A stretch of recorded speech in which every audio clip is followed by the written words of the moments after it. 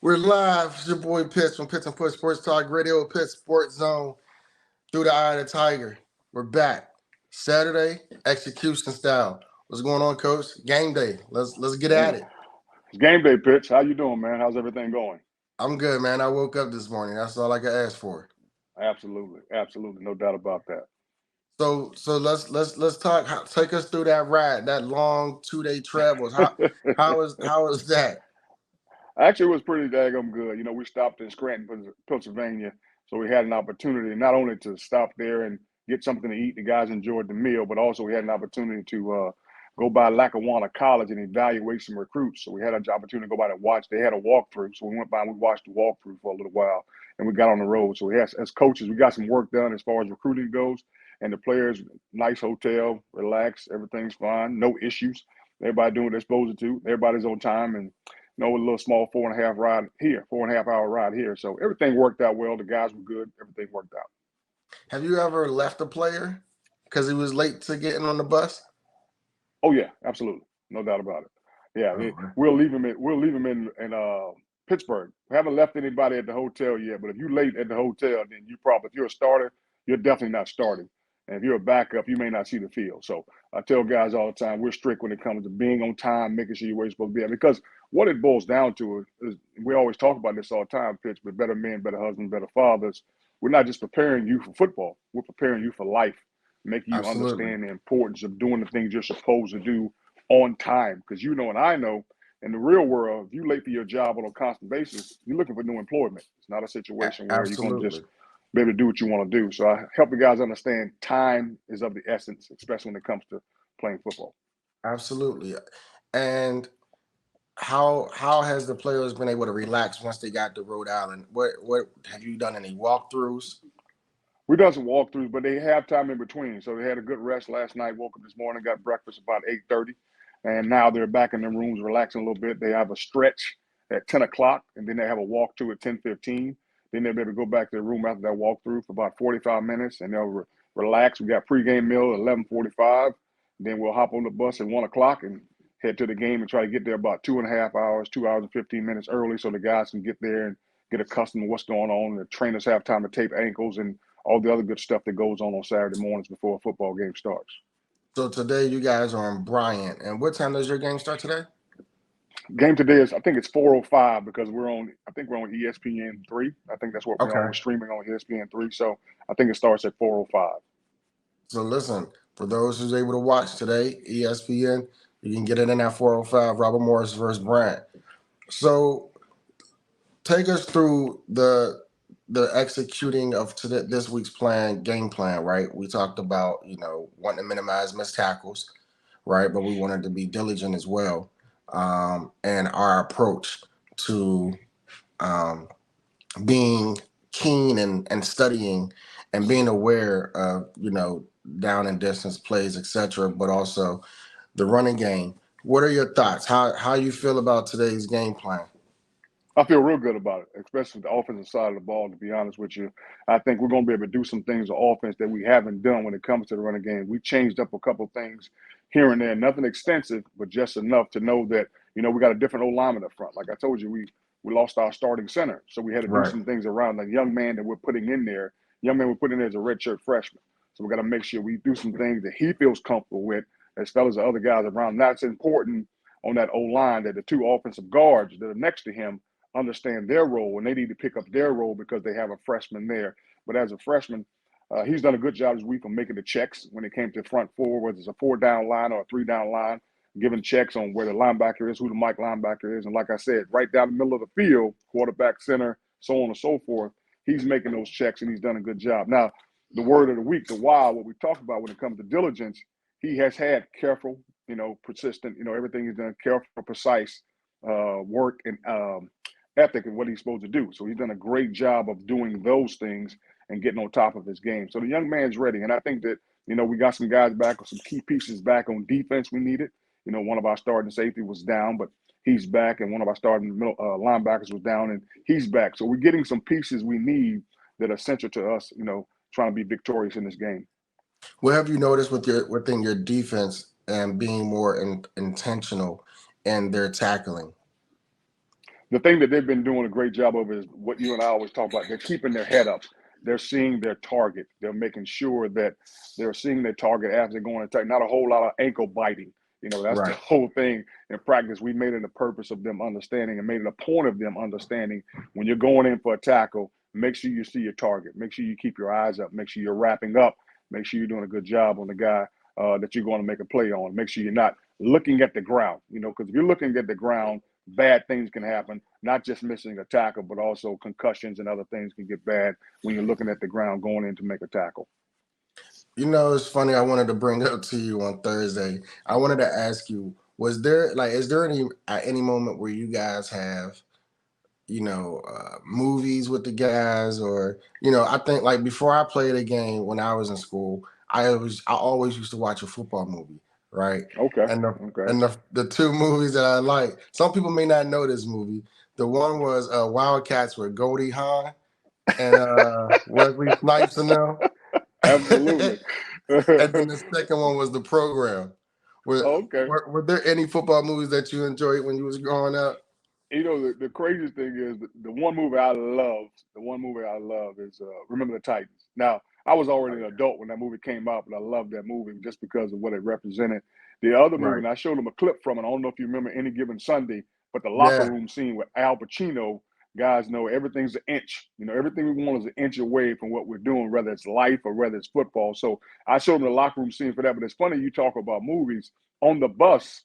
This is what we did because what I do is the offensive bus goes sometimes, the defensive bus goes first sometimes. So I switch it up on who's going first. And so this week it was a defensive bus. So I always ride on the first bus. And we're riding. We played all the Rocky movies. So Rocky one, two, three. So we played all movies where we're fighting. We don't want any soft movies. We want to make sure everybody's good. So we played all the Rockies, and now we're on the Creeds. So now we're doing that. Now on the way back home, most guys have iPads that have phones and Right. watching football. But on the way to the game, we want to make sure we're watching movies where there's a little bit of violence, not too much niceness going on. So yeah, we watched all the John rock. Wick. Now the only thing that yeah, exactly. That's probably need to get next time. John Wick, all three trilogies of John Wick. Now the thing that All drives me four. crazy is yeah, that's right. It's four now. What drives me crazy is the coaches won't play Rocky Five. They don't like Rocky Five. I love Rocky Five. Why You know, they not? they I don't know. They say that the street fight and it's not, it's not in the ring and stuff like that. I say, hey man, It's a go fight. play the. That's exactly how I felt. But we went 1, 2, 3, 4 dealing with the Creed. I said, y'all killing me. No, we went to Balboa. We didn't go to Creed. We went to Balboa. So anyway, but then we watched all of them, and I think the guys enjoyed it. Because it's as corny as it is. There's some good messages in those movies. And Yes. basically, what the message is when it comes to Rocky is, you never know, man. Go out there and do your best. Go out there and give it everything you got. You never know what the outcome's going to be, but at least you know you've done your best. At least you know Right. you push yourself to the limits. And if it doesn't come out victorious, that's fine. But if you go out there and don't push yourself to the limits and you lose a game, there's always that what if? What if I'd have did this? What if this would have happened? Do you use the results of other games as an example when talking to your team? For example, last night, Colorado being up 29-0 at halftime, Mm-hmm. to come out and Stanford put up 46 points in the second half to win that game. Did you do you use games like that as an example of what it means to that football is played for four whole quarters, not the tale of halves? Oh, absolutely. There's no doubt. I mean, the game's not over until it ends. That's what it boils down to. But not so much that one. But if you go and you watch the West Virginia Houston game, I use Mm. those examples. And the reason that example is used because you see West Virginia score at the end, and then they get an unsportsmanlike conduct.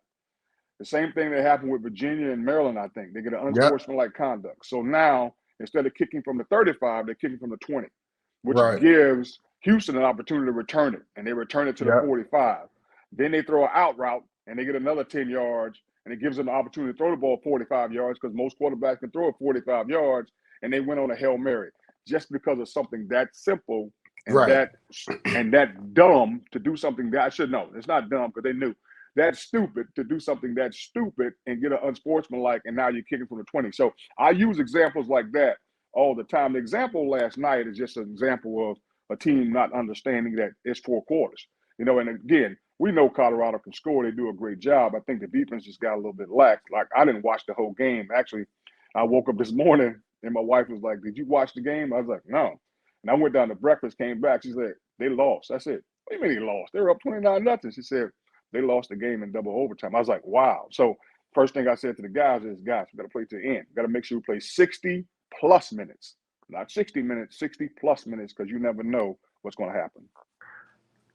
When does it go too far when your players are um, receiving unsportsmanlike because of mental errors? Like they make a good tackle, they stand over the player, they do a gesture, not realizing that, yeah, you might have had a moment for a couple seconds, but you just cost us. Not only did you give them a first down, but now you have one unnecessary, like, so a second one you can be ejected. How important is it to keep banging that into the players' heads that, listen, you have to play smart, tough football all game. Don't put yourself or the team in a position to where you can hurt us by getting us a simple penalty, as you stated in those games. Because I believe we talked about another game in which the the team came down, they scored. First, the offensive lineman got a penalty, so they had pushed them back. They still went for two. They got the two. And then after the 2 point, the quarterback took his helmet off, which then gave another 15 on the kickoff. They return it to the plus 40. They do two plays and they score. What is it about those type of undisciplined plays or that much damage into the team? The thing about that, coach, I always put it on myself. Okay. How am I acting? Because a lot of times you see coaches being belligerent with referees and doing those things. I try to use myself as an example. Like one game I got unsportsmanlike, and I'm like, "Hey guys, we can't do that. That's going to cost the team more than anything else. We got to make sure that we can't cost the team anything. Let's be smart." Now, as it continues, and that's why we did what we did in practice 2 weeks ago with all the talking, all the going back and forth, because it cost us against Howard when we had a fourth Right. down and we stopped them, and it cost us. So you use those things as teachable moments and coachable moments. So you're constantly on them about being smart. Now, if you got a guy who wants to continue to do it and continue to act crazy, then that guy's probably going to have a seat, because it's a situation where what you're doing is making it all about you now. You're making it all about yourself. I don't have a problem about a guy having a good time and celebrating with his teammates when you have a great play. But when you celebrate by yourself and go off by yourself, and you want to be in front of the camera doing all the whatever, all the thing, all the gestures that are going on, now you're making it about you. And it ain't about you. It's always about the team. So that's why I always tell guys, when you do something exciting like that, hey, let's make it about the team. Let's make sure we make it about the team. Have you ever been ejected from a game, coach? Have I ever been ejected as a coach or as a player? Either No, or. no, I never have. I've never been ejected from a game, because you got to remember now. And back when I played, it's a situation where we could do all those things. I was about to As a say we matter of were allowed fact, to do a lot and more. yeah, the Miami. Matter of fact, a lot of these rules are because of what we did at Miami. Is the reason that we can't do some of these things. So Y'all like no, the a y'all lot of like these the things. y'all like the bad boys, the Detroit Pistons. Exactly. So it's a situation where we got to understand this isn't the 80s. This isn't that era. And unfortunately, they don't want you doing it now. It's a situation. So I try to tell our guys, like, Coach, when you did it, I said, you're 100% right. I did do it in a time where it wasn't a problem. I said, but since then, we were the problem. And so now it's a problem to do it. So we got to make sure guys understand the importance of doing what's important. Who are you most looking forward, or which side of the ball? Because I don't want to single out players, but which side of the ball are you most looking forward to stepping up more today? Well, to me, I'm a defensive guy. So to me, it's always defense. Obviously, you want the offense to score points, but to me, if they don't score points, now you put yourself in a position where you can always win the game. And I always say this, time and time again. Unfortunately, defense has to play flawless football sometimes. And what I mean by that is you can play great for 58 minutes. And in the last 2 minutes, if the score is 0-0 and you give up a touchdown, now you gotta look bad. So defense almost has to play perfect. I always say that. So you always want the defense step up. You always want to be able to stop people. And I know it's a cliche. People always say defense wins championships, but that's something I truly believe. I mean, because if you can't stop people from scoring, it's going to be hard to score. Now, at the same time, like we always say each week, and I'm going to continue to say it, we got to establish a running game. We got to make sure we're establishing a running game and doing the things we're supposed to do to keep our team where it needs to be at running the football. Right. And again, so the strength of your D line. I like your D line play.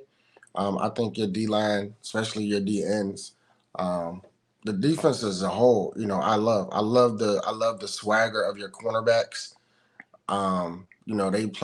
They play with a confidence, and I think that we talk about situational football and how important when you say you're a defensive guy, understanding that defense can swing the game in multiple ways, right? So defense can stop the other team from scoring, but then defense can also score, right? So they have an effect on the game that is different all the way around.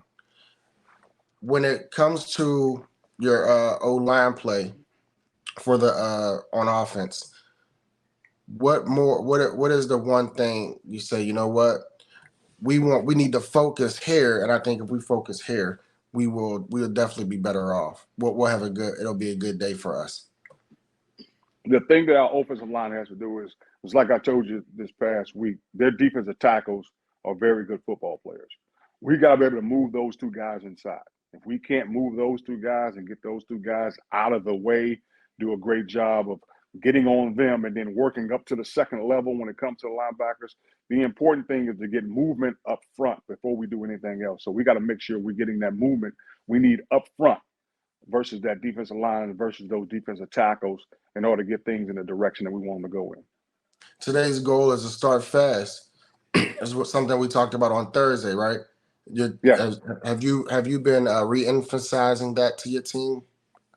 absolutely. And I'll reemphasize it once we get into the locker room before we go out that we got to start fast. And not only we got to start fast, we got to jump on, but also got to emphasize to those guys. Let's say we don't start fast. Let's not get discouraged. Let's not get in a position where if we get behind by 7 points or 10 points, thinking that oh man, woe is me, we can't get it done. Because we still can get it done. It's just a matter of finishing. You want to be fast, you want to be physical, you want to finish what's going on. So I want to make sure our guys understand those things also. What is the conditions of the field today? It's supposed to be pretty good. Actually, earlier in the week, we thought it was a 75% chance of rain. Obviously, they're a turf field, so those things aren't really, really affected. But it's supposed to be 62 degrees and it's only a 25% chance of rain. That's supposed to come later on in the evening as opposed to when they said it was going to be in the afternoon. So those conditions are good and weather conditions are good. So we're excited about having a good football game and our guys coming together and playing 60 minutes. Not playing a first quarter, not playing a half. Let's get together and play 60 plus minutes. Let's do whatever it takes. The game's not over until it ends. We want to make sure our guys understand that. Is there a challenge that you give yourself during games, or is there something that you'll have an expectation for the offense and the defense? But is there a self evaluation that you do as well to say, what, I think I need to switch this up, do this a little differently? Absolutely, 100%. One, I always want to keep my composure. I never want to lose my composure on the sideline. And it comes easy sometimes because you know how I feel about missed tackles. You know how I feel about ankle biters. So if those things are happening, sometimes I can lose my composure a little bit earlier than I need to. But I want to make sure as a head coach and as the leader of this team, they go as I go. So if I'm there acting crazy and doing crazy stuff, then that's what they're going to see. So I want to make sure they understand as a head coach, my composure's there. I always feel like we have an opportunity to win the football game no matter what the situation is. If we're ahead, we got to do what it takes to stay ahead, make sure we're not making dumb penalties and making dumb mistakes. So my composure probably the most important thing that I think about when I'm on the sideline.